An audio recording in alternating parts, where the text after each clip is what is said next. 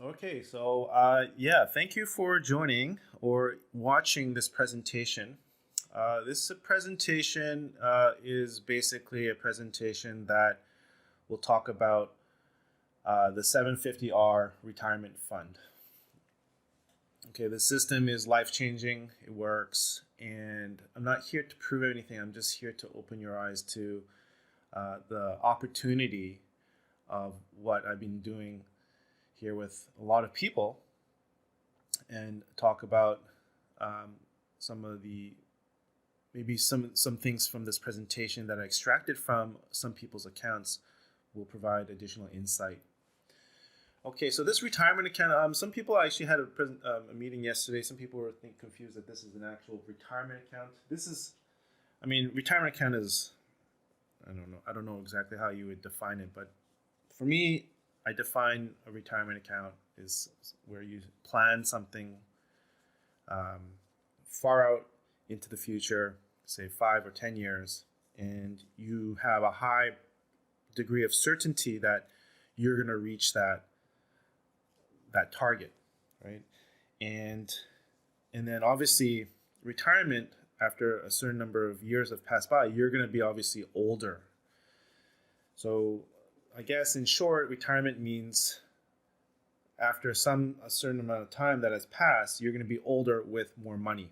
That's what retirement means to me. There are maybe some people may have a different definition of retirement, but for me, it's all about time and money. Okay, so there's going to be a lot of things that we're going to talk about. Hopefully, I can make it concise and clear. First, we're going to talk about toss option, core values, okay, and then an introduction. Talk about some of the retirement vehicles that we have, and then determining whether this system is right for you, ways to manage your own fund, what is involved, what to expect, some of the ingredients involved for making the system successful. We'll go through some back testing of a conservative and managed account, and then we'll go through actual accounts to show some of the recent performances. Nothing less than a year, but like 1.5 years. And then, if you're interested in retiring, then we'll talk about the requirements and then how to sign up. All right, so what is Tops Option? So Tops Option, holy cow, that's been almost, man, I don't even know when I started this Discord channel. But at the very beginning, I never wanted to start a Discord channel. I didn't even know what Discord was, and I was not really interested in it. However, the person who encouraged me, he highly recommended that I create a Discord community and share a lot of the knowledge that I have. So I created it, and I think was back in 2017 or 16. But basically what I wanted to Toss Option to be is basically just another Discord server where we're sharing information about the markets, but at the same time, people who I'm trying to attract are those who are very passionate about making profits, also staying healthy, and also thinking about retirement. So basically what I said at the beginning of the presentation is retirement to me is something in the future where I'm older and I should have more money, a lot more money than I have right now. Okay, so that's basically what this community is all about, is people sharing, investors who are passionate, respectful, and really passionate about their health, retirement, and profit. Okay, and families. Obviously can't ignore that. A little background about myself. I'm an engineer, trained engineer, experienced over 25 years in numerical modeling. So when it comes to basically what that means in 2D and 3D environments, is like when a car or a company wants to build a brake, they don't want to use all the materials, so we would model it in a computer so it's cheaper, and then if it works, then we would go ahead and start with production. So brake pads, bridges, nuclear power plants, foundations, stuff like that. I'm Korean Canadian. Okay, so I'm not American. So that increases your probability of not being scammed. A lot of the people that have scammed me in my life have been Americans, unfortunately. I do have a cell phone in America that still works. I turn it off, but I get a lot of phone calls from weird numbers. A lot. Graduated from the University of British Columbia. My parents live right in UBC. I live in Richmond, but I have a dual degree in electrical and mechanical engineering. I have 9 years experience. After graduating, I got hired by this Korean company, tech company in Korea. It's a subsidiary of a steel company called POSCO, and I worked on liquefaction of earthquakes and modeling and designs of superstructures. A lot of just number crunching, basically. And I also, while I was working, I was also involved in other projects with risk management systems, not only for financial markets, but also for engineering superstructure designs. So one of the biggest risk management systems that I designed for was the foundation, PAL foundation of the structure in Dubai. That's the Khafika, the Burj Khalifa. Okay, so that's just some of the past. And then at the present time, since I started this Discord server, I've done, we've meddled into options, but the main goal here was just to, see if I was able to scale a system that, almost guarantees profit. Like when I speak in terms of taxes, it means we're paying taxes because we have profit. But since 2017, I only had about 2-3 people, one private equity that was already at around $700,000 in the account. But in the Discord room, we only had about 4 people who kind of believed in what I did.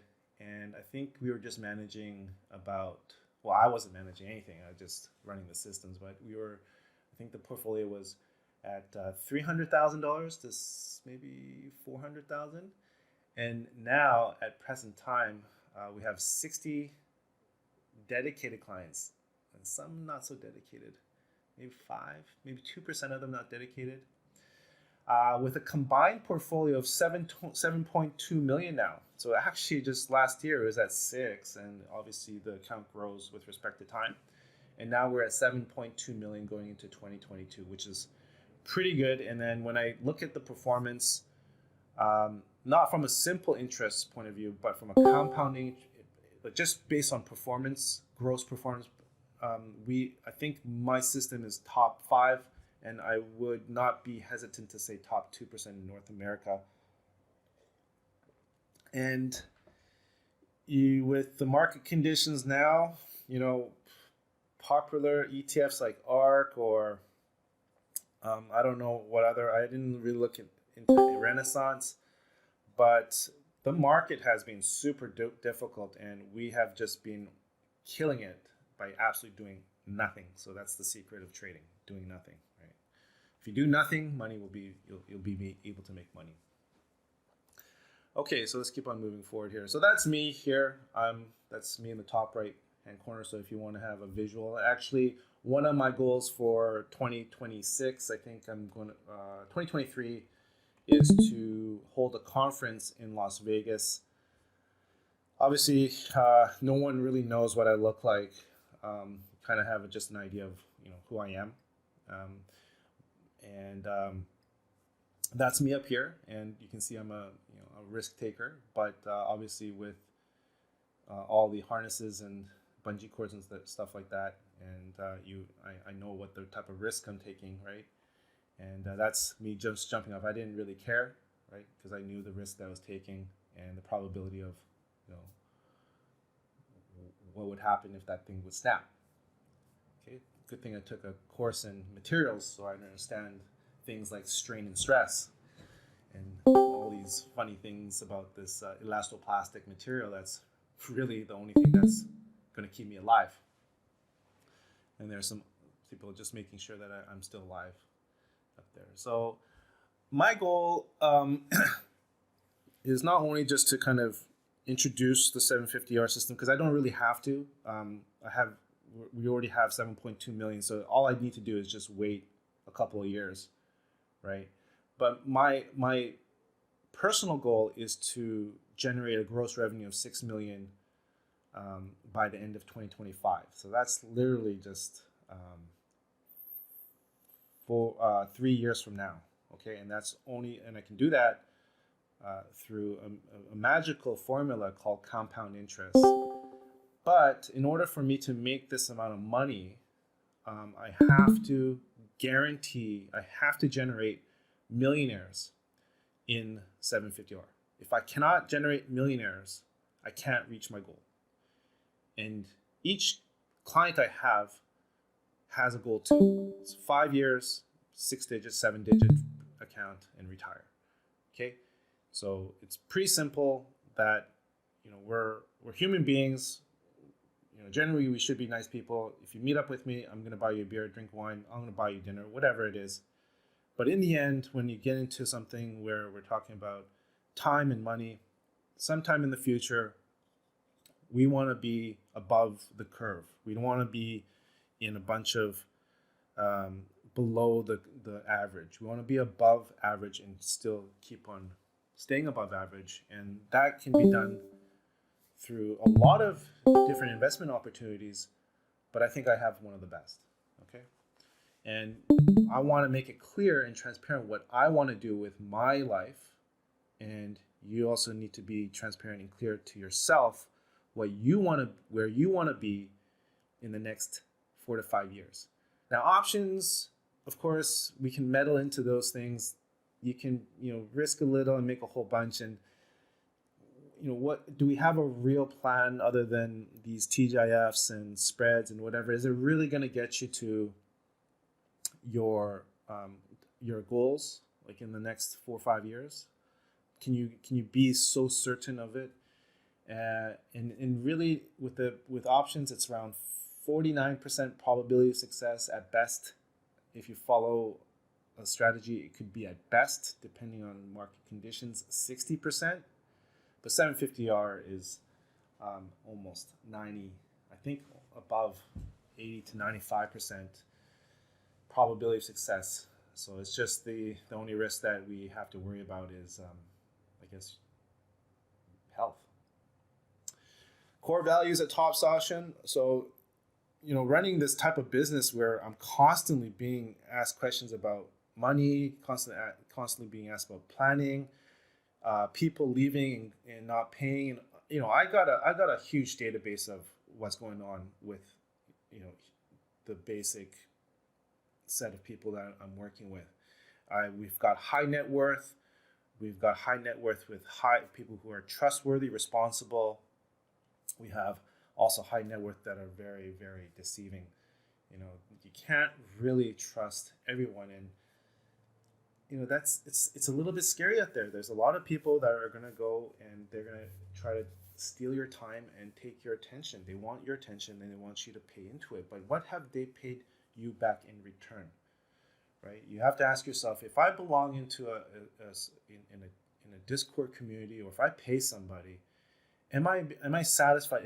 Is this person making me better than had I not joined their services? You have to ask yourself, and if they're not, then you gotta move on and find something else. Okay, and when you go out and find something else, you gotta be very careful, because there's a lot of weird things out there. I just can't explain it all, but there's a lot. So core values, because I'm a trained engineer, and also like other professionals, there's moral and ethics, right? Trust, integrity, and respect for that's derived purely on performance. So if you are not seeing performance within a certain amount of time, like it can't be like 1 second, right? Or 1 day, over maybe I would say 2 years, right? And you're not seeing the performance, then yeah, there's obviously something that's going wrong. But the core values here at Toss Option is everything is based on trust, integrity, and respect, and that comes not from the very beginning of the business relationship, but it comes through the derived performance um, of your account. Okay, so this is core values is not something where we hand out trust like Skittles and respect everybody 100% from the very beginning. I would not recommend that. It comes through time, right? And time with planning and performance. This all generates this core value that I kind of have here in this image. Innovation is already done. I've already taken care of that. Teamwork, teamwork. I mean, depends on what kind of project you're working on. But if it's just there staying motivating people to just stay healthy, that's, I guess, teamwork. Responsibility, of course, ethics and goals. All these things kind of are the core values that we have here. But the first three here, I want to emphasize that your trust and integrity and respect, all of these should not be taken for granted, and it comes through time and also through performance. Okay, if you wasted your time 2-3 years and the guy is funny and you like him or her and they have not performed, it's a bad relationship. You got to cut it off. Okay, you got to cut that leg off. Yeah, it's fun to look at your leg after it's like all damaged and but is it healing, right? And if it's not healing, then you got to find another doctor, I guess, right? So introduction. So time, like I mentioned before, time for most people is finite. We don't live forever. And the way I look at investing or trading and stuff like that is that we have to have a plan. If you don't have a plan, you're going to screw yourself over, okay? And it's just, what is your plan? Can you clearly, I guess what I've been doing here is I've been creating a plan for everybody, and people have just paid into the plan and they've been rewarded with the plan. Like, if you don't have a plan and you think of all the things that you've invested in, okay? The best investment of the century was Bitcoin when it was trading at pennies or dollars back in 2006 or 2005. But even to get into that, you would have had to do a lot of research on to getting into that investment. But other than that, there were, real estate is a great investment. Buying and holding, I don't know if that's really great, but maybe in the FANG stocks. But basically, you need to have a plan. There's not a lot of time. We don't live forever. And for toss option, the approach is we work on a 5-year time interval. Okay, and that's a research number. It's really funny that also other people use 5 years, like Kathy Wood keeps on talking about her 5-year plan. And yeah, it's a research number. And one of the reasons why is because if you have a really good system, then actually in theory, your account should double in 2.2 years. Now, that depends on what you mean by double, right? Some people just put in 50,000 here and then end up putting 100,000 later. That's not right. You have to be realistic and be honest with yourself on how you approach these investment vehicles, okay? But the planning here is pretty concrete. I've for the past 7 years with the 750R system and also with the private equity, the system has always produced profit, generational wealth. Okay, I don't know if anybody understands that. And people who are employed, who have a full-time job, it's advantageous to have something that you invest in, right? Because you're working and you can't really be involved in too many projects, right? So you want to look for investments, and maybe you're not making enough, or maybe you're just not staying above the average, the income, and you're looking for a way of making more money, or just at least enough to secure a comfortable future, right? That's what we're all kind of looking for. I can't wait till I retire after 5 years. And actually, some people ask me, what's going to happen after the retirement account after 5 years? Well, it's going to be even easier, okay? Because I'll have a lot more money, and just hire people just to manage it for me while I look over, as a supervisor. But there's a lot of retirement vehicles. There's Roths, there's IRAs, 401ks, and they're great, right? And they kind of also, I think, in the States, because I'm Canadian, I think some of these vehicles help you offset some of the taxes that you will incur during that year. But taxes, when you defer them, I mean, it just means you're just delaying the payment, right? So there's in Canada we have TFSAs that are tax-free savings account, but that's buy and hold, and I'm not really sure if with buy and hold, I mean so I'm 41 right now, and if a buy and hold investment would take about I'm not speaking in terms of penny stocks, but let's say I'm talking about in terms of large cap. So if I buy and hold Apple or Tesla for 5 years or 10 years with, I don't know, $5,000, well, let's just say 50,000. Maybe 5-10 years, it just returns 300%. I don't know if that's something that people like, and I have to make sure that I'm still alive after 10 years, right? So yeah, there's lots of things you can do, but I guess it's all about, when I look at these retirement vehicles that are offered to people who are working in companies or that are just regular retail traders, there's not much out there, right? And taxes, it's all about the taxes here. So taxes, okay, you're just deferring the taxes into the future. That's all you're doing. But yeah, the main problem associated with these, just like I said, is just the deferment, the tax. So we want to kind of mitigate that tax. I think tax is one of the biggest problems I have right now. It's just so much I have to pay, and I'm always trying to find out ways to pay less. Okay, I think it's our responsibility to pay tax, but it's also our responsibility to pay the absolute minimum. Okay, people who have full-time jobs, unfortunately, they just have to bend over and pay the full amount, depending on their income level. But you don't want to really do that. It sucks. Another problem with the traditional retirement accounts vehicles are the performance expectations. Like, you don't know what the hell you're holding sometimes, and you don't have any control. And maybe that's a good thing. Okay, maybe that's a good thing not to look at it, because actually when a lot of people who look at their accounts, they message me, especially when we go through a drawdown, and they're even up like $150,000 in profit. They're like, "What's going on? I lost $20,000, right?" So the performance expectations and planning might not be so clear, but with the 750R, it's very clear. Like, it's 35 to 45% return annually, compounded over 5 to 10, whatever number of years, but 5 is the goal, right?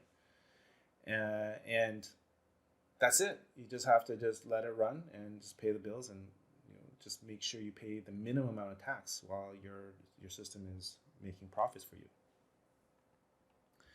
So 4 reasons, I don't know why I have 3, but 3 to 4 reasons that you want to manage your own retirement account. So let me just fix this.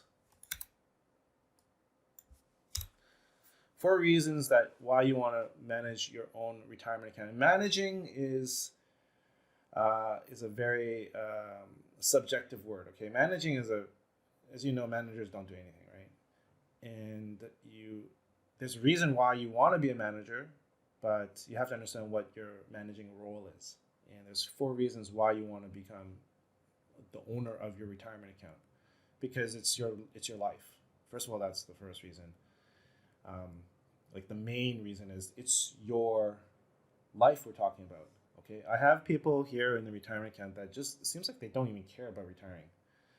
But let's say if I'm right and I can guarantee 45% net over a 5-year running period, shouldn't you be like a little bit more concerned or like involved in your retirement? Like, what can you would be looking for ways to make it better, which we'll talk about later in the slide. But for me, all the experience I have with the markets, I know that the market is just a wealth transfer mechanism, and it's clearly shown. If you've been with me for 1 year, 2 year, 3 year, 4 year, 5 years, 7 years, you know it's a wealth transfer mechanism. I'm transferring wealth from the market into everyone's account by doing absolutely nothing. Okay, I've put in all the hard work. I've done the research. Um, it's all done for you. And when you look at it from a 1 year perspective, 2 years perspective, even after 5 year perspective, you're gonna holy Roger has made he delivered. I deliver. Okay. Now with options, 49%, 40. It's like options is like betting on the underdog, and sometimes you hit some and you lose some, right? And it's not. There's no guarantee. I can never ever really put my name around an option trade where I can say, hey, this is going to guarantee you to buy a Lamborghini, right? There's no way. Nobody's going to do that unless you look for those people on YouTube and see how much money they're making in options. You just can't, because options is there's too many things that are involved, too many variables that you can't control, right? And also, it's like there's also a lot of emotions involved, depending on your position size. But knowing that this market is just a mechanism for transferring wealth from the people who have experience in wealth transferring systems and no experience with wealth transferring systems, it's all dependent on whether you have one or not, and do you have a plan. But the 4 reasons here basically is you eliminate the middleman. You'll know every single detail about your retirement, which is good. It's not 100% good, but it's good. Okay, as opposed to somebody else managing it. You also get direct contact to the designer, and which is me. So this is all designed by me, and I don't think you get that opportunity to talk to anybody who has this much experience and control, and also a solid track record, right? The other reason is you want to look into the tax advantages, right? So one of the ways to generate wealth is not making money. Okay, you also have to think about the least popular YouTube videos are all about taxes, but the people who actually pay attention to taxes the most are actually is one of my clients. He's a billionaire. He always talks about taxes with me. Okay, taxes is what's going to bring you to the promised land. How you manage your taxes, and it's unfortunate you have to pay taxes, but your job, if you do sign up, or if you are signed up with 750R, your job is to pay the least amount of taxes. That is your role in society, okay? When you make an income, you've got to find ways to pay less taxes, okay? And one way you can do that is through a legal business structure. Another reason why you want to, have your own retirement account, especially 750R, is because my system can compound profits.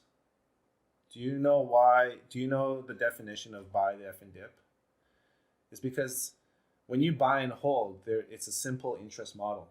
You cannot compound profits. The only way you can compound profits in a simple interest model is to buy the F and dip. That means you have to have income coming from another source saved in your account, and then you have to time it in such a way that you're buying at near a 52-week low, and then you got to hold on to another 5 years. Okay, my system can compound, and when you compound profits, you get introduced to an exponential profit model after 3.5 years. The 4th reason is the system can be set up for beneficiaries for generational family wealth considerations. What does that mean? It means that after you have enjoyed the profits and the fruits and the rewards of the system, you can assign a beneficiary to be the next person who carries that system over for the next family. Okay? So it's just not, you shouldn't be, this is a retirement account. You're not only thinking about your future, but you're also thinking about your future. Okay? And you want to set up beneficiaries. You want the system to continue moving. You want to be part of the Apple profits, the Google profits, the Amazon profits, the Shopify profits, the Tesla profits. You want to be making money on the market when the market crashes. Okay? This system can do it all and manages it. And you want to also set up, like after 5-10 years, I don't know how many 5 years you have left in your life. So I'm 41, and I definitely want to just be chilling on the beach by the age of 55, right? So I got 14 years left. I got 3 intervals or 5 years left, okay, to get this all done with. I think I can do it within 3 and be a little bit, I think for my goal was 2026, 2025, I'll be in a much better place with the compounding profits. But I have to also think about, who the next person who's going to carry the system on and manage the taxes, right? Because this thing is just a cash cow. It just keeps on collecting cash. And it's just going to do that for as long as Apple and Tesla or Amazon is going to be around. I actually had some people telling me, why don't we take out Apple? I'm like, what the hell are you talking about? Get out of here. I was going to kick them out of the 750R, right? Just joking. So, yeah, these are the 4 reasons, and you should consider these, right? Who is this person? Hello? Some American scammer. Okay, so yeah, these are the 4 reasons why you want to manage your own fund. And I've also debated whether I want to give everyone 100% transparency, but I say, it's their money. Why not? But, also supervise it at the same time, making sure they know, with the managing role that you have, all you got to do is just make sure your money is moving higher, right, than lower, year after year.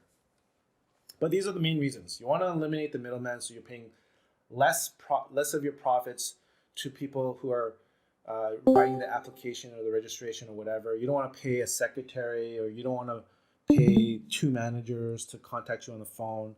You want to eliminate that person, middleman or middlewoman. You want to also take advantage of your taxes through an LLC. Okay, this is the most important part you have to understand.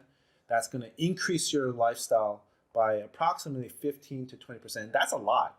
If you increase your life by 15 to 20%, you might, depending on how big your account is, but if it's around 100,000, that's a lot. That's a big difference. You'll feel it after a year or 2. For me, I definitely feel it. But then when you make too much money, then you gotta manage your risk by opening up other businesses. That's just another first world problem. Compound profits again. Okay, so that's just reiterating everything. That's something you cannot do in a buy and hold strategy. The only thing you can do is just buy the F and dip, right? And then generational family wealth. So as long as Apple, Tesla, Shopify, these companies are not going bankrupt, as long as they exist, you have generations worth of wealth coming into the system year after year after year after year. Okay, so that's very important to know. Now, so I am the person who has designed this whole system with position sizing using Kelly criterion that I also teach very often in this room. I've taught it so often that I'm almost kind of sick of teaching it. But I think it is the responsibility of every Discord trading room to teach risk management, because if you can't master that, you're going to get screwed. Okay, might as well bend over and just take her, give her, right? But design performance criteria, this is what it looks like at a very high level view. Okay, and basically what it shows here is that there's different types of risk and reward that you can expose your money to, right? And there's obviously equity funds, balance funds, fixed income funds, and money market funds. One of the, like I mentioned before from the beginning of the session, the best investment where the amount of money within the 10-year period was Bitcoin and crypto. Okay, now because the market has matured into something that's even greater, I actually looked at my friend. Um, he's really involved in this the staking stuff, and it's quite complicated. I don't think it's ever going to reach the point where um, it's going to be um, mainstream, because there's just so many things you have to know, and there's a lot of clicking on buttons. It doesn't really make sense, but what I'm trying to say here is that investment where you buy and hold, that was a once in a lifetime opportunity in BTC. And now, since it's already matured and reached pretty much steady state, price is going to be trading within a range kind of like Intel, right? Intel stock price is always like $45 for the past 7-10 years. And I think that's what Bitcoin, all the millions, all the pumps have already been made in that crypto space. And that was a very, very attractive investment because the risk was super, super low. You could have just put in, $1,000 and you would have made $1 million. That opportunity is gone. Okay. Now, everything else in terms of the traditional investments like money markets, fixed incomes, balanced funds, equity funds, they're always going to be there because, those companies like Apple and Amazon, they're always going to be there. So these are the traditional ones. And then how when you look at the BTC risk, which is really, really high, you can see that the return was actually really, really high. Okay, so the risk was super high and the return was super high. That's called asymmetric, and that was the investment of the century. And now, since the market has matured, people are, obviously people are going to say it's going to go to $1 million. It's kind of the same thing like gold. I don't know if you were a gold bug, but you probably see a lot of, I worked in the gold industry as a miner, block caving, open pit mines, design, all these things.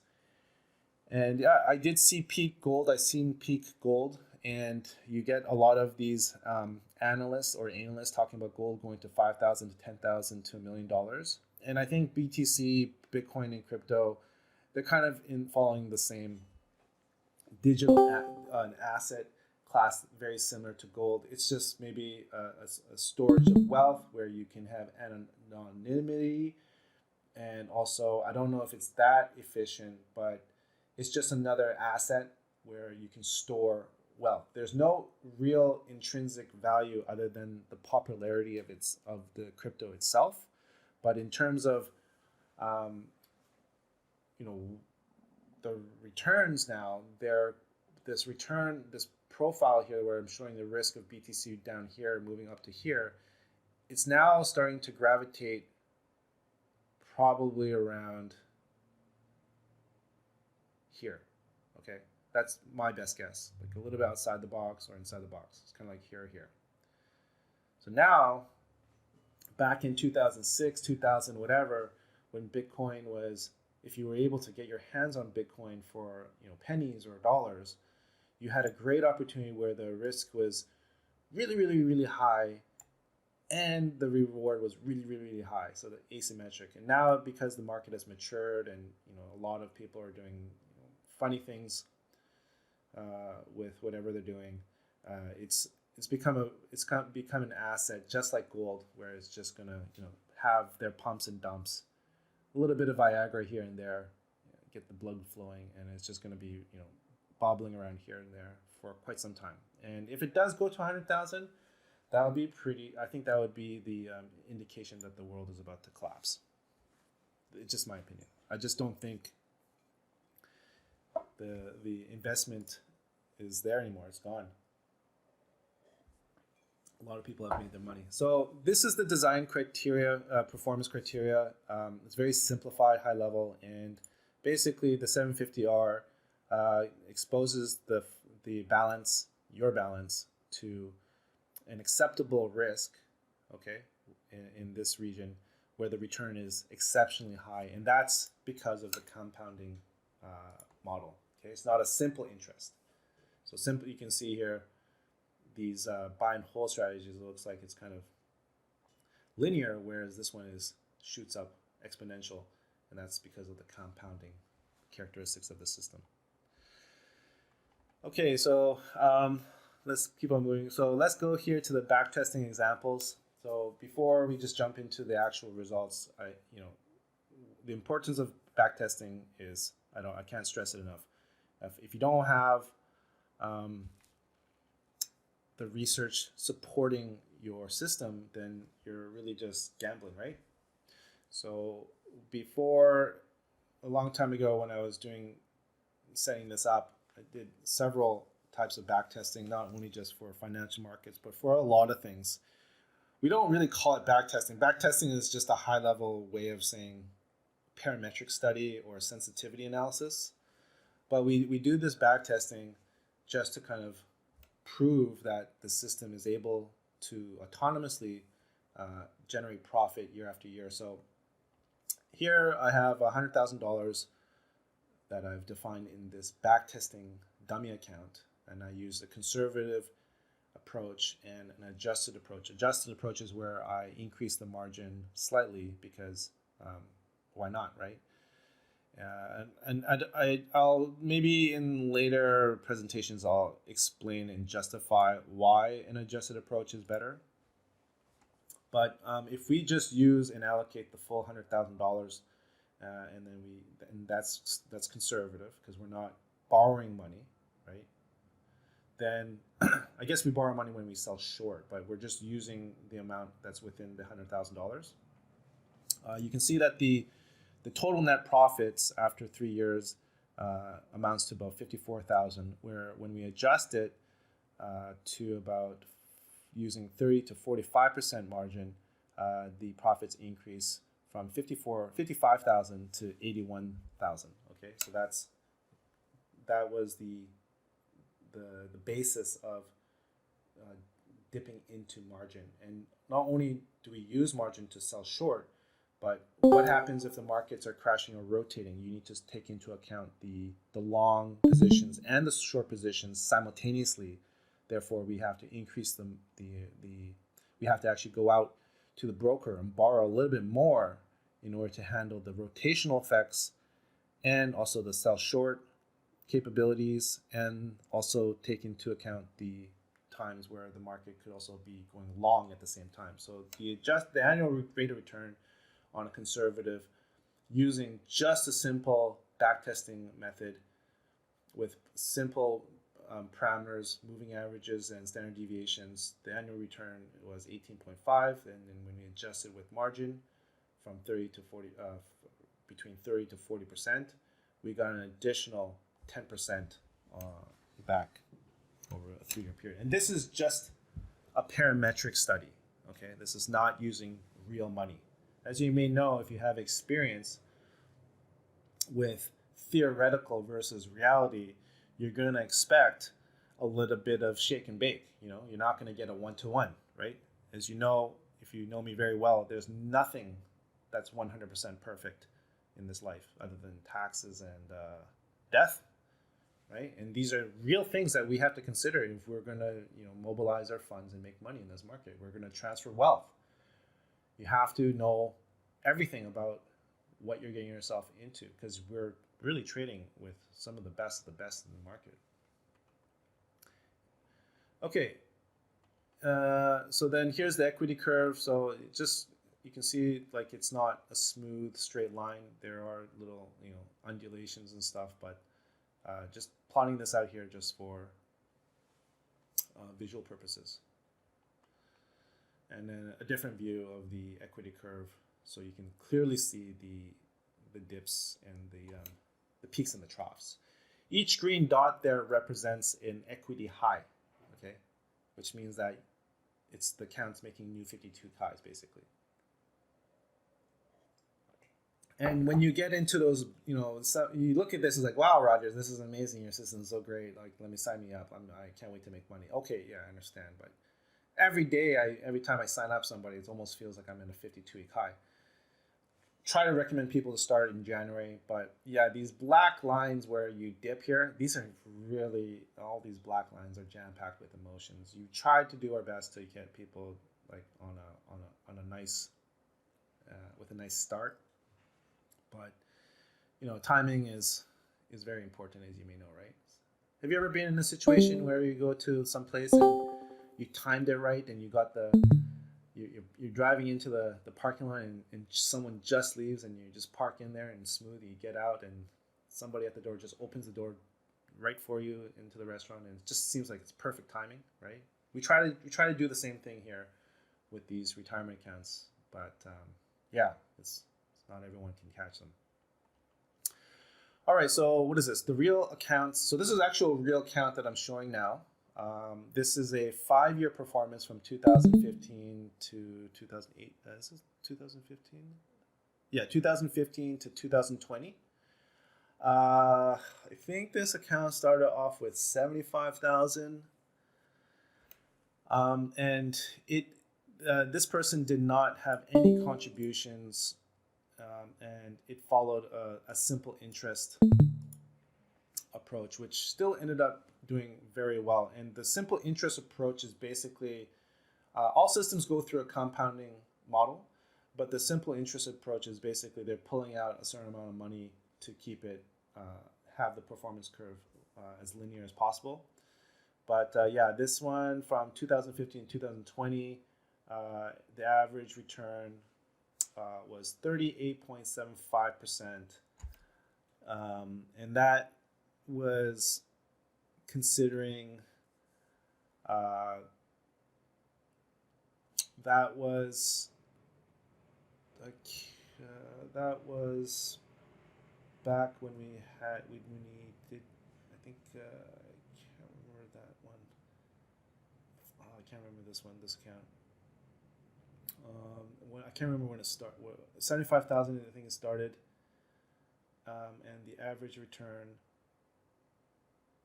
annual return average over the 5 years was 38.75. With the LLC, I think the net ended up becoming around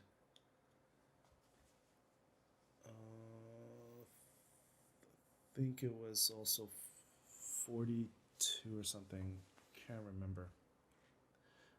But yeah, this one, they did not want to do the compounding part. So you can see that the return will not be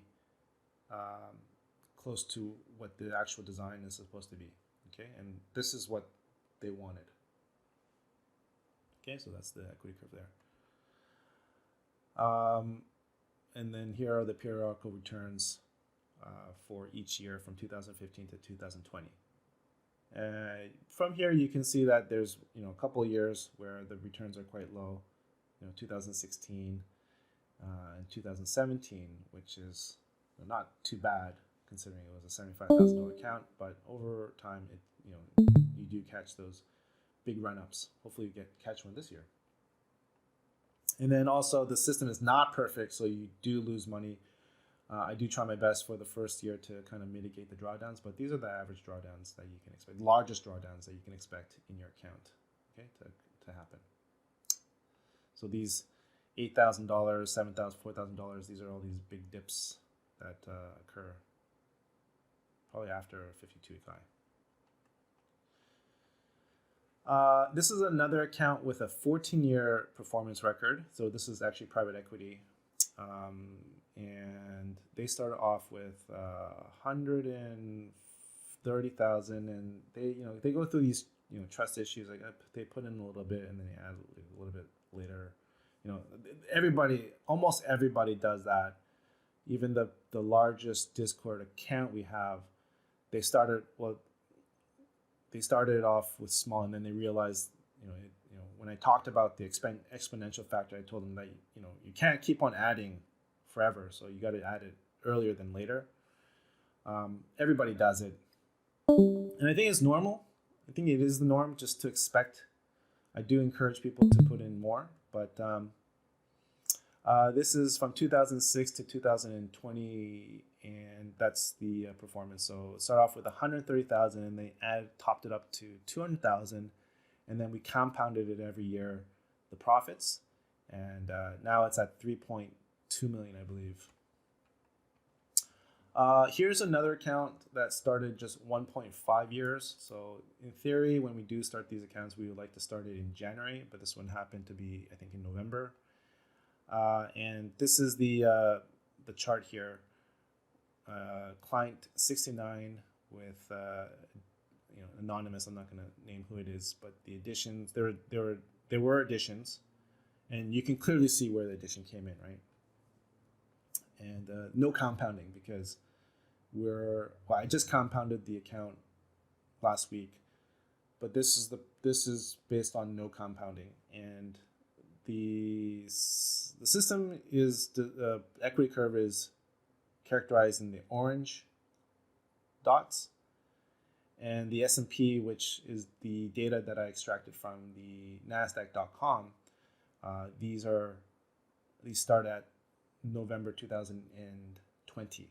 Okay, so you can see it went through a little bit of a drawdown, and this person was lucky to catch a nice run up, and then I think they started off with $100,000, and by the end of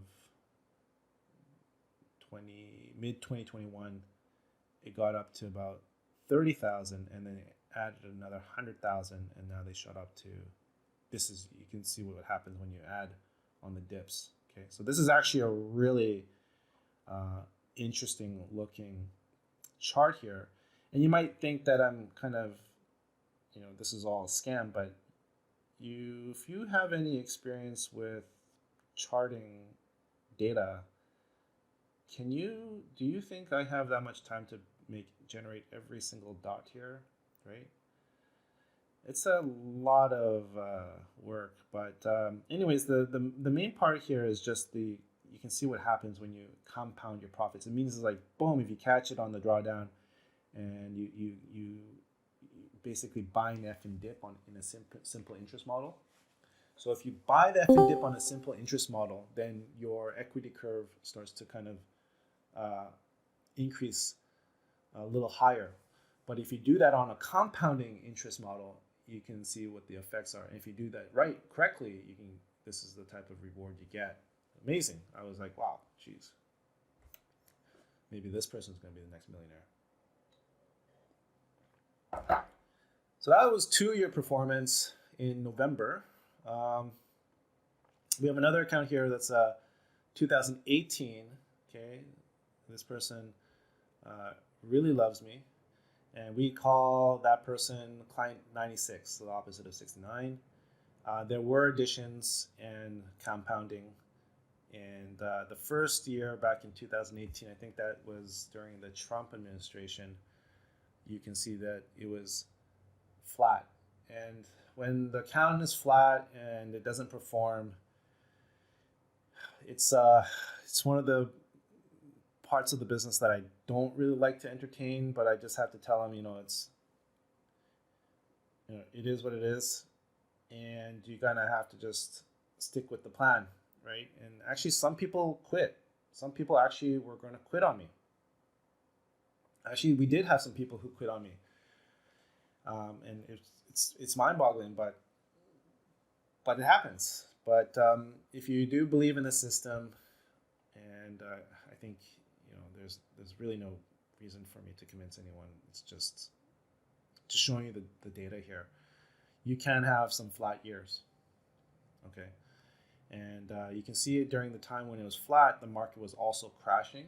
Trump did a lot of market crashes, and you might think that this the S&P here, when it was crashing this much, I think this one, because of the way that I had to normalize the data with respect to the x-axis, because the TradeStation, we don't really care about time, we care about the number of trades, whereas the S&P, the data that I was getting and normalizing from the S&P was all on dates, right? The close of the day. So the normalizing was a little bit tricky, but I think this part right here should be right there. So you can actually compare the magnitude of a 25-27% correction in the S&P, and then compare that to this little dip. And you might think it's this one, but actually this one was the chop. This one, I remember the system was, the market was chopping crazy, where it would close super green and then suddenly crash the next day, and it went through a chop. But then, because the system kept on trading, it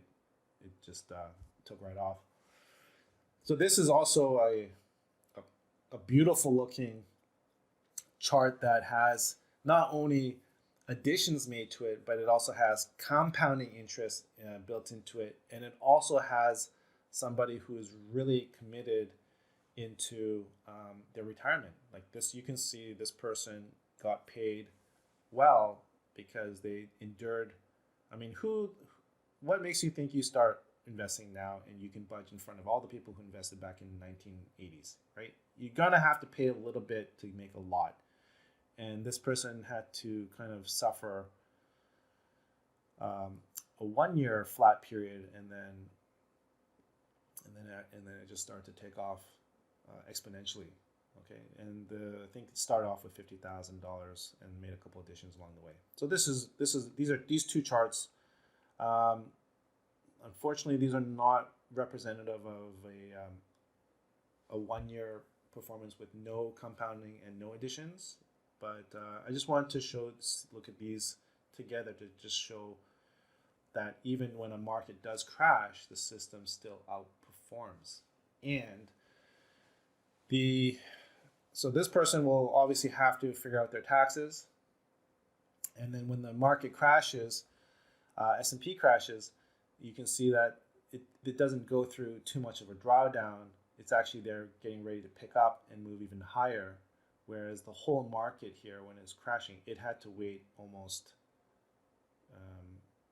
like a whole year for it to recover, right? And that's the offset that starts to generate, and this starts to go exponential every single time this thing crashes. So it's just an amazing system that I think has been doing quite well, not only for this person, but for a lot of other clients, okay? And, I don't really need to, what is this one here? This is another 6 month performance with a 45,000. Yeah, so then here's another example of somebody who got lucky with the timing, just like that example I talked about where you drive into a parking lot and somebody just leaves and you take that parking spot, and they were able to generate around pretty close to 50%. And there's their equity curve. So this is the type of equity curve that you expect, and you can see it. It does go through a drawdown when you first start.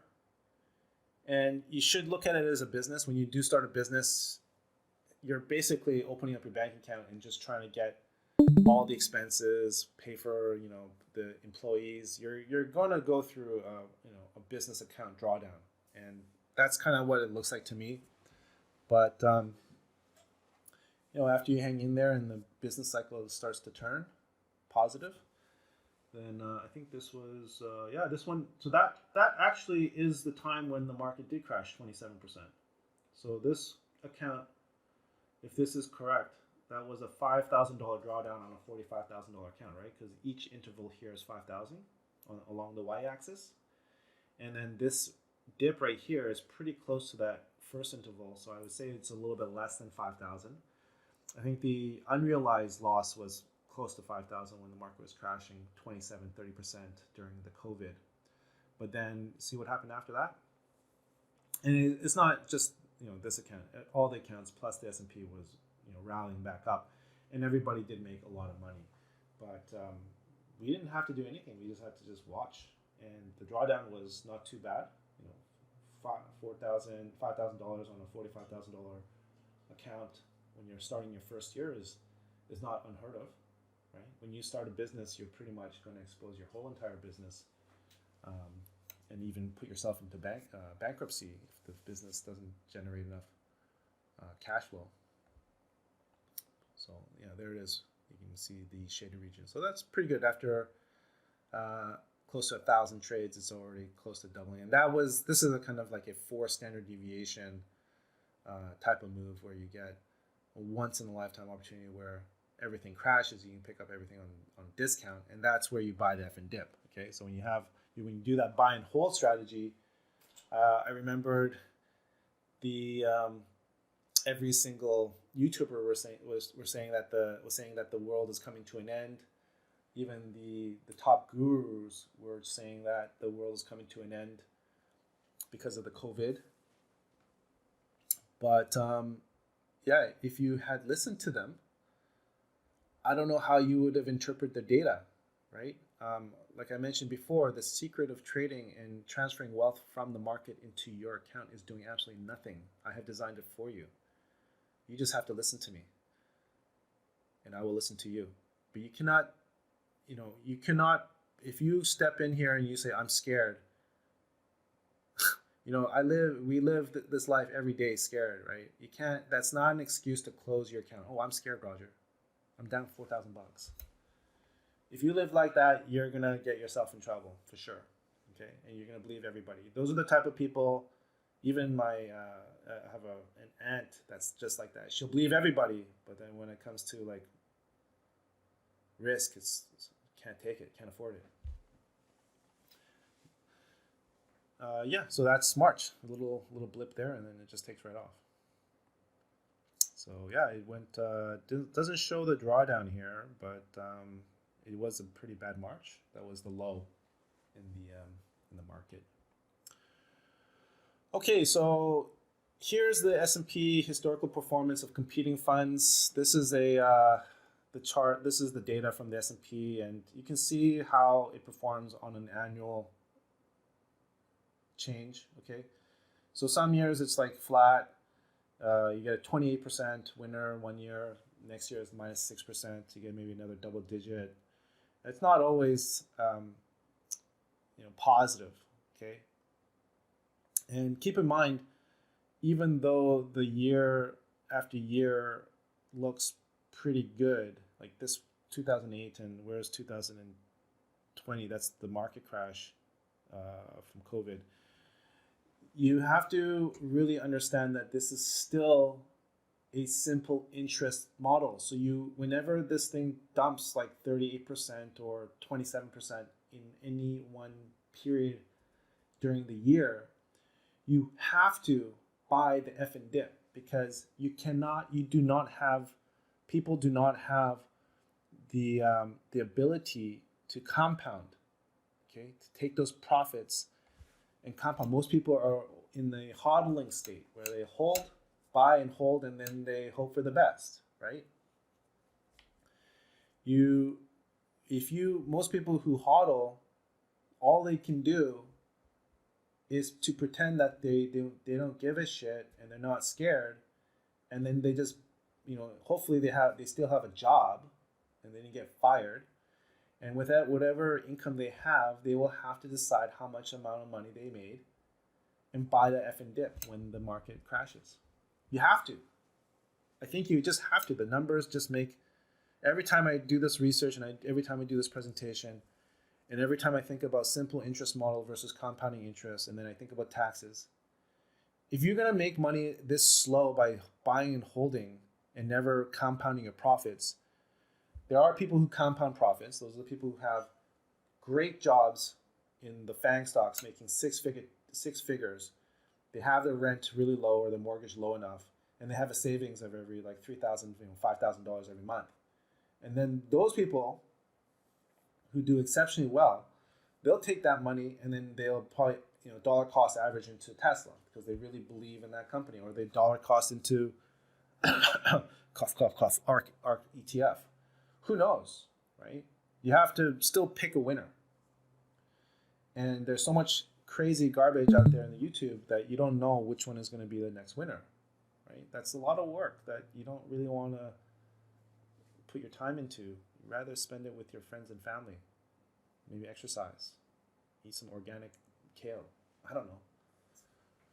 Do whatever you need to do on this planet to make yourself happy, and let the system make the money for you, and you just make sure you pay the minimum amount of taxes for the next 5 to 10 years. So this S&P 500 14-year performance is showing the annual returns. 3%, 13%. Ooh, you took a really big hit. I think this is 38% is a big hit. Probably have diarrhea when you see that. Okay, you're not happy. And then everything gets a little rosy later on. But you got to buy the dip, because how else are you going to make more money? Okay, so simple interest model implies that you are going to be buying the dip you're saving money from your job, allocating your savings, and then you're actually going to use that money and try to buy at a 52-week low. If you do that, then there's a chance that you could maybe beat my system.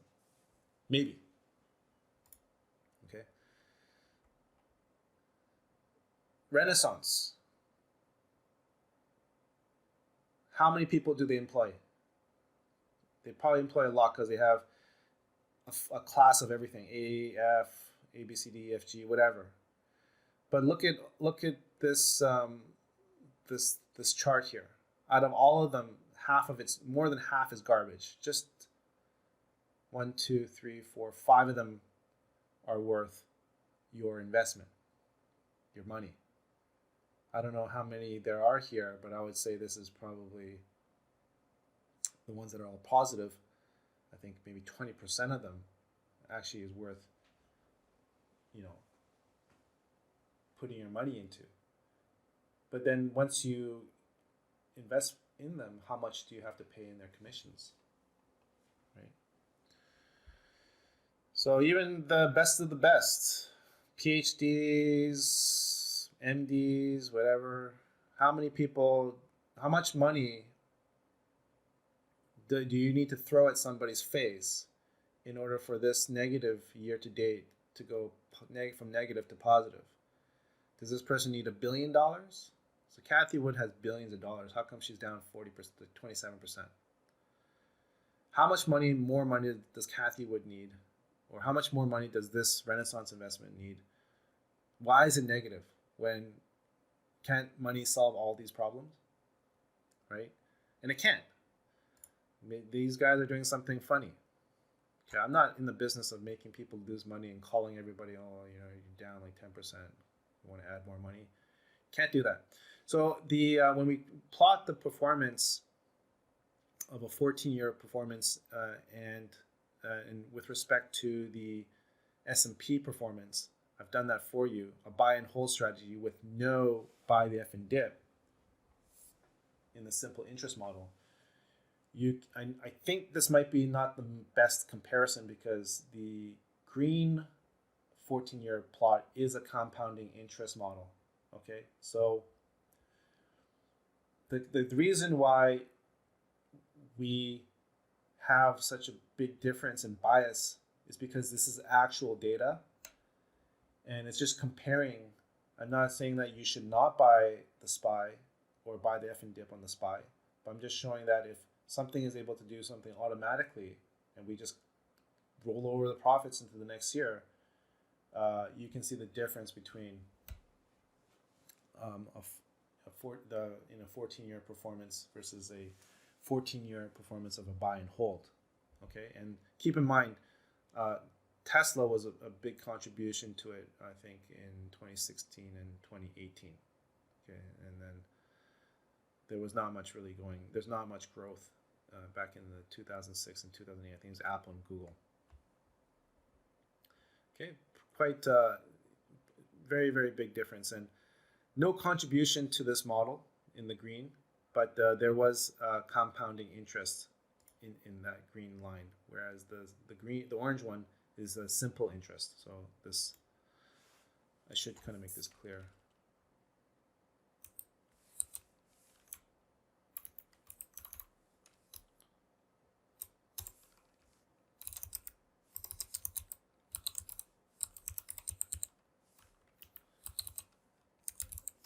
Versus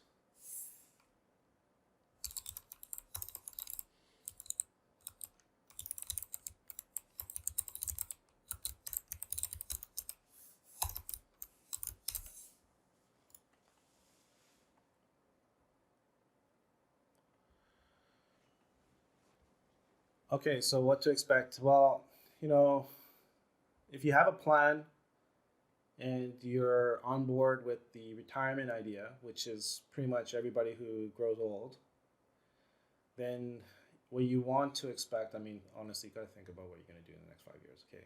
You can't, I made a joke about this a long time ago. You don't want to be the old guy trading options in the club, picking up girls at the club. Everyone's like 20 years old and you're like 80. You can't participate in these things forever. Okay, so you want to create a plan about what you want to do in the next 5 to 10 years. So I'll share with you my plan. My plan is I really, really want to travel. Okay, I can travel anytime right now. I can just sell everything and go. And I can carry on my business in a different country. But unfortunately, we have this COVID. Actually, I had a ticket to go to Thailand. First class, not business, first class. Because I have an investor there. It got canceled because of Corona. But my plan is just to, I'm a pretty, I like doing volunteer work. I like evangelizing. I like chilling on the beach, drinking alcohol. As I grow older, I'm not really into doing risky stuff like water skiing. I like watching kickboxing live events. I like eating food. And then I like also trying to force myself to exercise so I can keep on eating more food, right? These are things that I like. And I like spending time with my family, my friends. I like to even spend money on my friends. These are the things that I want to do, and that's called financial freedom to me. And I want to go and help other parts of the world, maybe in Korea. I want to maybe help people out as much as I can, whatever I was taught to do from university. These are things that I want to do. I don't know what you want to do, but you better make that clear. And you better make it clear because you're not going to do that in 50 years because you don't have 50 years to afford.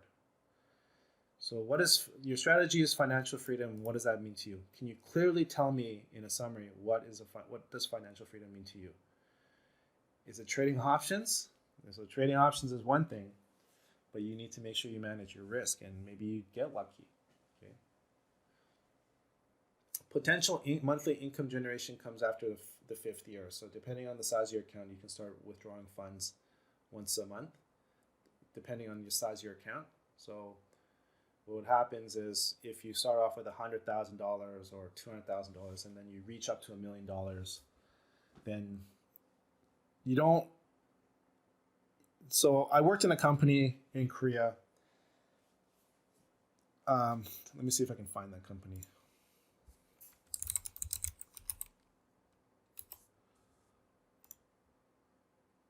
So this is the company I worked in Korea. I'm pretty famous in this company.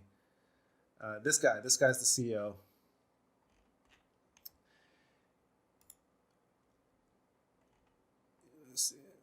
There he is right there. Still looking pretty young. He interviewed me and we had a couple smokes. He wanted me to smoke with him. Very rich guy, super smart. Couldn't really communicate with him because his Korean had a dialect. But basically what he told me was he said he only needed $275,000 per year. He was set. He didn't need anything more, didn't need anything less. He calculated exactly what he needed, I guess at that time in his age, what he needed per year to just be happy. So he defined his happiness by dollar amount per year. So when I thought about that, that's pretty interesting. Like, why not make more? And he couldn't make as much as he wants. Okay, so be it. But when he was just standing outside of his car smoking, and he said, "Roger, look at me."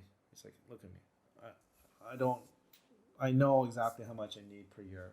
It's like $275,000, and it gets me everything. I got a maid, cleaner, secretary, car, whatever. Everything was calculated."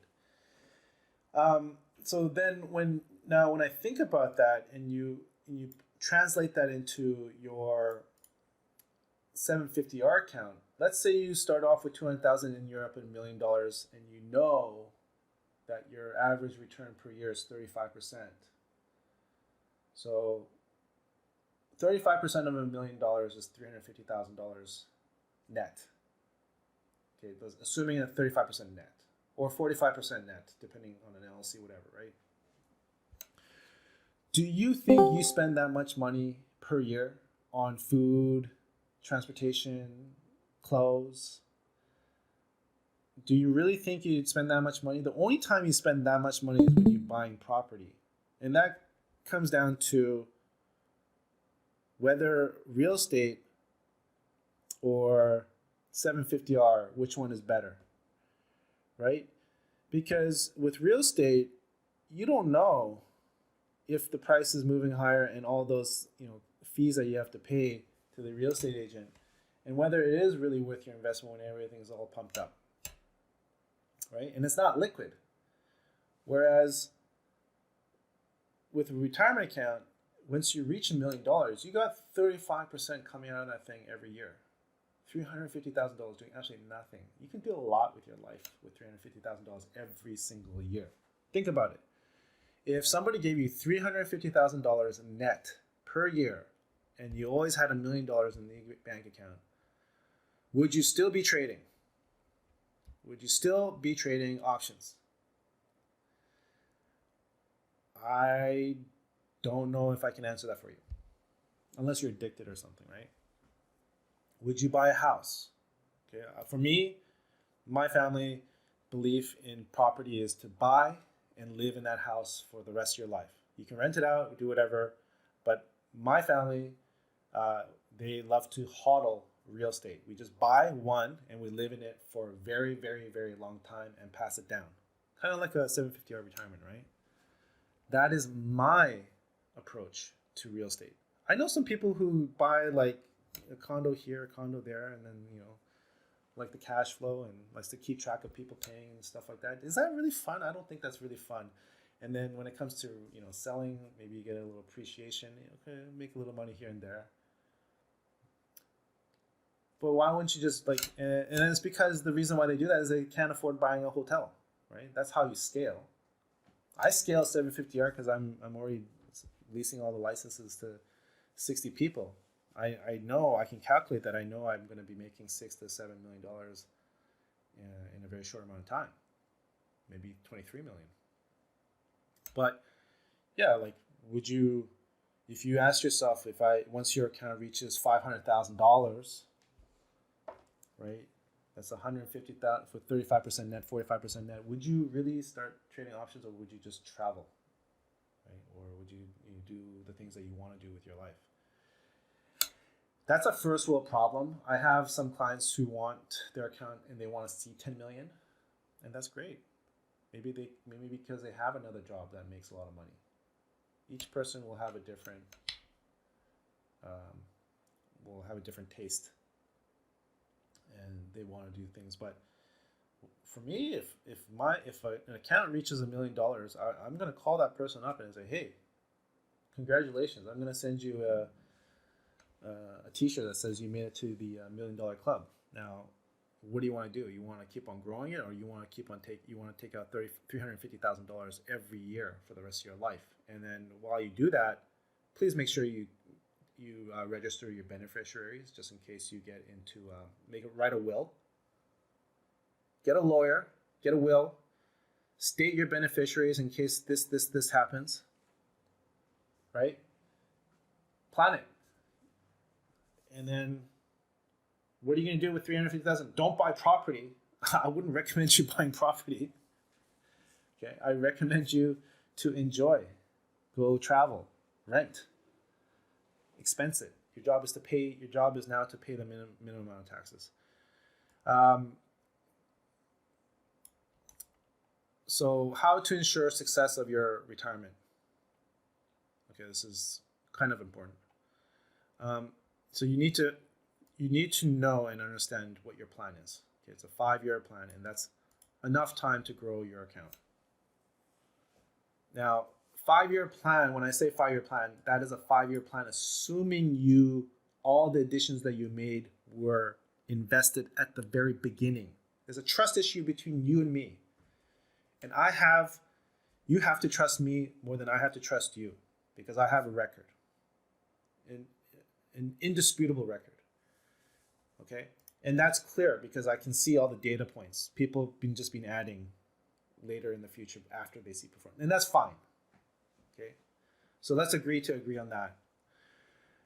So if that 5-year plan is is the plan, then the assumption is that in all those additions that you made over the 5-year plan had to have made at the very beginning, not over the course. So because that just delays. There was a trust issue from the very beginning. But assuming you do it correctly, and it's ideally you follow this plan and you know exactly how to manage your risk and all that stuff, right? So, okay, I got $1 million.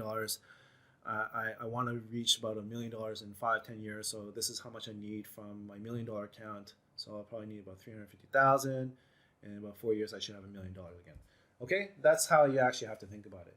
So once you figure out your plan, then you stick with it. This time is the most important part. We don't have that much time left. I want to be pretty much done by the age of 59 or 58. I do not want to be continuing and managing hundreds of millions of dollars. It's just way too many. I just want to keep it something where I'm comfortable with and easy for me to manage. And it gets a little bit complicated when there's too many people to track, and I don't want to deal with just irresponsible people. But if possible, plan your additions if you want to make it successful. You need to plan it yourself. I don't know how much you make. Do you think I know everything about you? You know how much money you make per year. You know how much you can afford to risk in a system that makes you money. You know that you're going to have to retire. You're not going to live forever. So plan your additions. The money can't just sit there in your account. But don't use money that you can't afford to lose. It's not like you're going to lose, but you might have some unsuspecting bills. Maybe you have a levy if you live in a condo. Maybe you get into a health issue. You need to take that into account, okay? Just don't go all in on a retirement account. Just think about it. That's another way to ensure your success. And then pay your bills on time. God damn it. People over $45 per month, they don't pay the server fee, and I gotta spend like 1 hour chasing them down. Are you serious? So just treat it like a business and just focus on your retirement. Take it seriously. Pay your expenses on time, because it's really annoying. Like, honestly, if I calculate how much money I make for everybody, and then we translate that into an hourly rate, I'm probably making people more than like $3,000-$4,000 per hour. Okay, that's how much money I'm really making if we calculate all the money that I made so far. So you're telling me I gotta chase down one person for $45 and I'm making $3,000 per hour? Does it really make sense? Right? It's kind of like the same thing as like when you wash a car. Like, do you want to wash it with your own hands, or do you want to pay somebody $20? And sometimes you want to wash it with your own hands if it's a brand new car, or if it's a car that has some sentimental value. And I agree, because that time that you spend with the car is very, very valuable to you. But if you're just doing something where you're going on a date, don't you think the date maybe is a little bit more important, so you should be there on time rather than you washing your car and being late? Right? The date can probably understand why your car is a little bit dirty. If the car is dirty and she doesn't like you or he doesn't like you, then that's probably a good sign that that person's not a very friendly person. So I've seen many people try to take control of the systems without even knowing what they're doing. Why did you even pay me in the first place? Right? Why did you pay me? Why are you telling me what to do? Right? Nobody paid you. I don't pay you, to make me money. You pay me, right? So don't tell me what to do. Ultimately, what you need to expect is that you need to be efficient with what you do with your money, okay? And you need to be responsible, and you need to know exactly. I think the main point here is, if you're going to start a retirement account, you better know what you're going to be doing and how it's going to be done in the next 5 years. No guessing. Why people fail? So people fail because, all 4 of these points just point toward greed and lack of understanding. Okay. I've seen people fail for using 750R because they open it and they close it right away because they say, "Oh, you're not making me money right in the first week." Okay, this is not. It doesn't work like that when you deal with risk. You think you all of a sudden you just jump into a system and you deserve to step in front of the line? You don't, honestly. I don't even deserve it. Okay, we have to kind of understand where we are with respect to all the other people that invested and took the risk, like people who invested in Bitcoin when it was back at $1, right? You can't step in right now at Bitcoin at 43,000 and expect it to make $1 million. It's crazy. Get that out of your head. It's a saturated, steady state market now. Bitcoin is already made the millions. So what makes you think you're going to get into Bitcoin and make $1 million? You can't. You don't have a plan. What's your plan? To listen to people on YouTube saying it's going to go up to $1 million? Is that a plan? Or do you have another plan that you can really understand and know how you're going to get to that $1 million mark?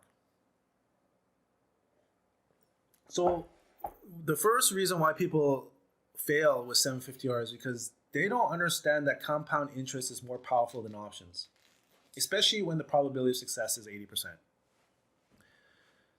Okay, that's the lack of understanding of the compound interest effect. It's basically the same thing as Tesla's sales. It's gone from like 100,000 all the way to $1 million, right? It's an exponential curve, kind of like the stock chart. If you don't understand the compounding interest, then you're gonna be asking a lot of unnecessary questions, introducing unnecessary stress, and maybe even close the account. And that's who you are. That you probably were born to lose. You're probably born to do something like that, and that's what I try to prevent people from doing. It's happened a couple of times, not all the time, but people will fail when they do not understand that compound interest model. Other people fail because they're overconfident and they begin to tell me what to do, and that is another problem. I don't think when somebody like me manages 7 million and makes, puts like a couple $100,000 in everybody's account, I don't think you can tell me what to do. Honestly, I can listen and I'll be respectful from what you say, and I'll consider it and research on what you said. I just don't think you should be overriding the system. Okay. Some people even asked me to remove Apple. I said, "Are you kidding me? You want me to remove Apple?" Right? Late payments. People fail because I just kick them out. If you don't take my work seriously and you don't respect it, I'll kick you out. No problem. Because I've already reached the point where I have an anti-fragile system. I can lose a couple of clients, a couple million here, and I'll still make millions. So I've reached a point where I cannot tolerate late payments. Late payments, I'll kick you out. So fast. But I'm a very nice guy. So, I am very lenient, and I do have a big threshold. The next thing where the last one is why people fail is you don't take advantage of the tax. Why do you want to pay more money to the government than you should? The government doesn't care how much you pay in taxes. They don't care if you pay like $1. They just care that you pay. Okay? Some people are scared that they don't want to take advantage of the government. The government, you're paying the government to taxes so that they can print more money. Pay the minimum. Okay, all the government wants you to do is just pay the absolute minimum so they can use a certain part of that, of the tax into some sort of security, maybe some military, whatever they need to do, right? You need to pay the taxes, and you need to pay the minimum amount. You do not want to pay the maximum. And actually, if you really understand business, what's going to happen is after you make a lot of money in your retirement account, it's inevitable you're going to be paying a lot. Okay, look at Elon Musk, the smartest person in the world, probably the most. His accounts are probably the most.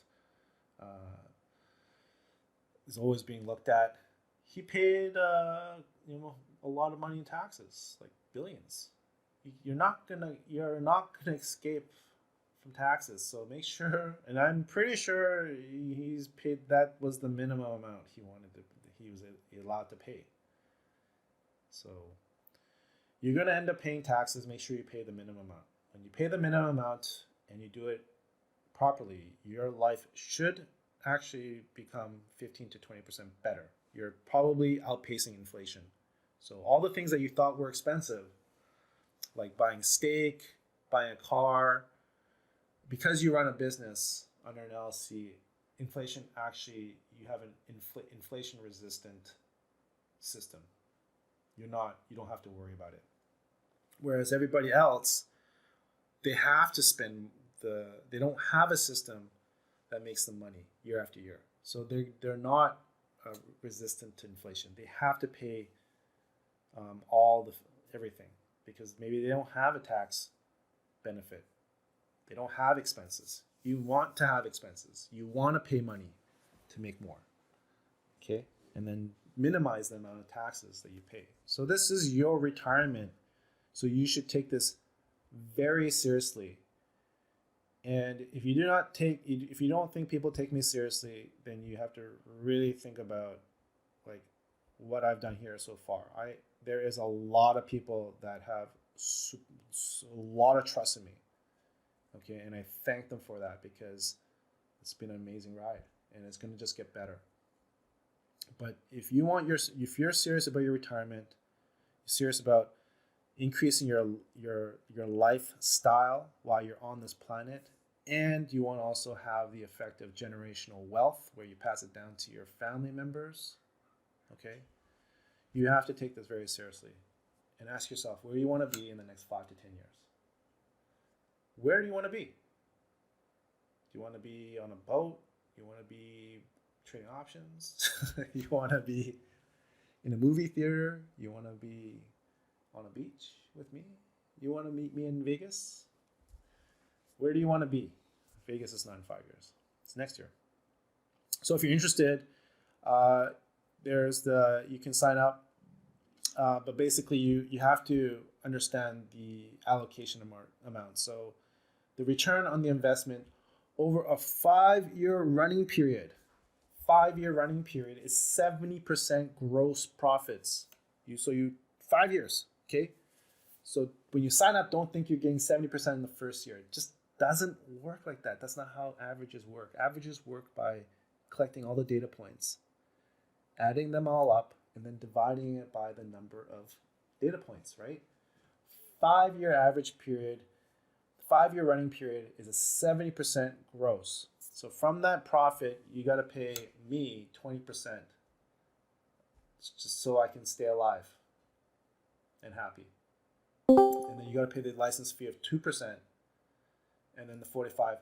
And that all of these expenses, when you calculate it, if you do it under an LLC, will change the gross profit from 70% down to 45% and down as low as 35 to 20% depending on the year, right?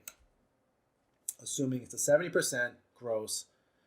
If you have no LLC, then it drops all the way down to 35% net. If you have an LLC and you believe that you should pay less taxes to the government, then you will get more money back and you get an effective return on your investment of 45% net compounded annually. Okay, so this is the cost payment schedule that you must understand. Okay, and I had people who are very, very happy to send me money from all the profits I made, and as long as you follow this plan, you will get to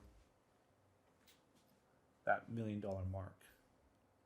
So if you're interested, just send over the 2% of the balance to my PayPal account, my business PayPal account, roger.pack, and I'll send you an invoice if you need it. Most people don't need an invoice because they didn't set up their LLC. And yeah, you probably don't. I think the 2% from the very beginning is just to kind of help you understand what you need to do, right? Just get the ball rolling. And then once you get that's refundable. And then once the IP server is bought, you cannot be a wishy-washer and just say you don't want to do it anymore, okay? Just so make sure you understand what you want to do with your life. And then it is recommended to open up a margin account, not a cash account. So these are things that will be discussed after you make the payment. And then I recommend 100,000, but if you can't afford it, or maybe you have some trust issues, maybe you use 50,000. Okay, whatever. The maximum is 500 million. I'm still looking for that person. Let me know if you know that person. And then, yeah, that's pretty much it. So the minimum is 50, but if you actually take a look at what 50 gets you, it doesn't really, it does mean that your time, depends on the additions, right? So 50,000, and let's say you do with an LLC, and you have a job. So after 5 years, you get to 320,000. So I think on the 8th year, you get close to $1 million net. Okay, so 8 years with $50,000. When you plan it, it's like, oh, okay, I think I'm going to live for the next 8 years. I got $50,000 just sitting there doing nothing. And this system that he says is pretty good. So it has a high probability of success of, he says, 80%. Should I buy some property and let some university students live in there and just rent it out? Or should I try to plan my future, my retirement in the next 8 years? And because you have a job, maybe you have a job, you can contribute 20% to 20% per year to that 50,000 to reduce the time from 8 to 5. So 20% is 10,000, so 70,000. Let's say 75 after 5 years. Yeah, so it's not be like that. So from 6, yeah, so it takes about 20% every year for 3 years. That'll take you to 85, right? So 50, 20, 20, 20, yeah, so that's 60 plus 50, that's 110 with 45. So about 5 to 6 years is the time where you make $1 million. Okay, so that's in doing pretty much nothing. I mean, just making sure you're alive after the 6th year. And then, yeah, after you reach $1 million, then if the system does exactly what it's supposed to do, then every year, okay, you get it's pretty easy to calculate 45% of $1 million. It's $450,000. That's how much you spend every year while keeping your balance static at $1 million for the rest of your life. Now, some people actually just kind of take it out once, 450,000, because that would last you, according to my CEO philosophy, that would last in 2 years. So you basically keep $1 million, you take out 450,000, right? And then you don't touch the retirement account for 2 years as it continues to generate, say, let's 45% per year net. So 2 years. And when you come back after 2 years, your account's at $2 million. So you're just continuously making money year after year after $1 million. You don't have to, basically, once you have a lot of money, you're going to be able to make more, right? When you start off with like 50,000 or 30,000, geez, that's like really tough. I mean, you got to take, how long is that going to take to make $1 million? Yeah, 10 years. So maybe as when you reach like when you're university, or you're like a high school student, somehow you saved up $30,000, right, at the age of 18. Then 10 years later, when you're 28, you'll have, well, you won't have a business, so 35. Yeah, you'll probably have around 600,000 at the age of 28, and then you can start taking out whatever amount that you need for your, whatever you need to do, right? So that's just time considerations.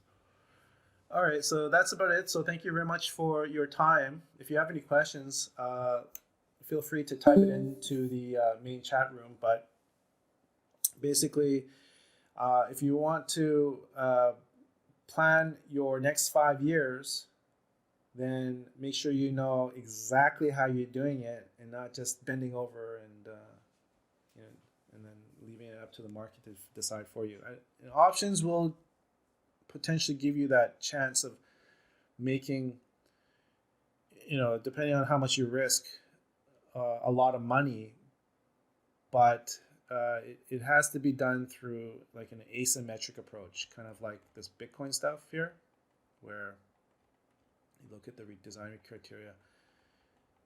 You don't want to, when you do options, you want to do something where you're risking something that's that has a high chance of losing it all, but you want to use a low amount of money, like $100 to $200, $300, whatever it is, right? 1,000 to 1,000, and then maybe one time in the 100 or 10 trades, you hit this huge big one that makes you 10x, 100x, and that's why you want to keep your options relatively low in risk, staying alive while you wait for that setup to present itself. And when it does present itself, then you take the shot of putting in a little bit more than you like. Maybe increase the risk to here, right? Or here, whatever you want. All right, so thank you very much for your time. And this session has been recorded. Once it's done publishing, I will make this available for everybody to watch again. Thank you.